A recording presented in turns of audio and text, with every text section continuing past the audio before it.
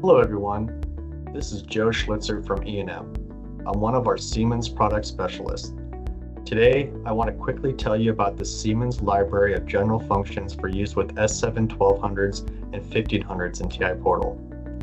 Step 7 in TI Portal already has an extensive number of instructions for PLC programming.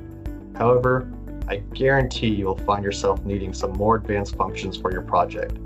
Instead of creating these functions yourself, there's a good chance they already exist in the library of general functions.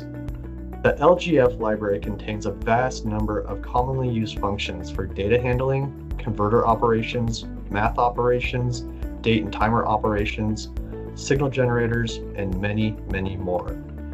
You can see here in the documentation for the LGF library just how many functions are available.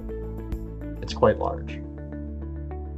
One of the great features of this library is that the functions are not protected, so you can see how they are created and you can also modify them yourself to fit your needs.